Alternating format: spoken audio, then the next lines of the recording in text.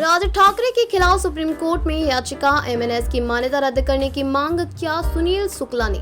महाराष्ट्र की राजनीति में एक बड़ी खबर सामने आ रही है। महाराष्ट्र नवनिर्माण सेना मनसे अध्यक्ष राज ठाकरे के खिलाफ सुप्रीम कोर्ट में याचिका दायर की गई है। राज ठाकरे ने गुड़ी पड़वा के मौके पर अपने कार्यकर्ताओं को कुछ आदेश दिए थे। राज ठाकरे ने अपने कार्यकर्ताओं को कहा था कि वे जांच करें कि बैंकों, दुकानों और अन्य प्रतिष्ठानों में मराठी भाषा का प्रयोग किया जा रहा है या नहीं।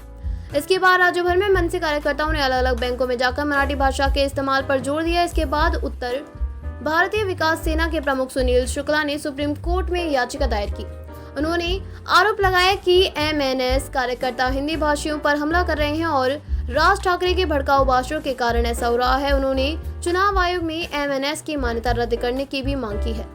दरअसल राज ठाकरे के आदेश के बाद मनसे कार्यकर्ता जगह जगह पहुंचे। कुछ स्थानों पर बैंक कर्मचारियों ने यह रुख अपनाया कि वे मराठी नहीं बोलेंगे। इससे गुस्साए मनसे सैनिकों ने ऐसे कर्मचारियों की पिटाई भी कर दी।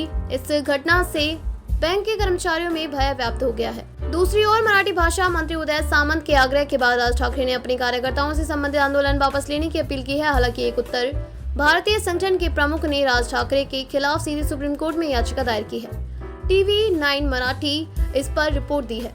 मनसे अध्यक्ष राज ठाकरे के खिलाफ सुप्रीम कोर्ट में यह याचिका उत्तर भारतीय विकास सेना के प्रमुख सुनील शुक्ला ने दायर की है। सुनील शुक्ला ने याचिका में आरोप लगाया है कि मनसे कार्यकर्ता हिंदी भाषियों पर हमले कर रहे हैं। याचिका में यह भी आरोप लगाया है कि राज ठाकरे के भड़काऊ भाषणों के कारण हिंदी भाषियों पर हमले हो रहे हैं। याचिकाकर्ता ने चुनाव आयोग के मनसे की मान्यता रद्द करने की मांग की है।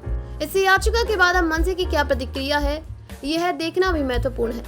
पिछले कुछ दिनों में महाराष्ट्र में गैर मराठी भाषियों पर हमले की घटनाएं भी हुई हैं। इसके अलावा जब एक ग्राहक टेलीफोन कंपनी की गैलरी में गया तो वहां मौजूद महिला कर्मचारी से मराठी में बात करने के लिए कहा।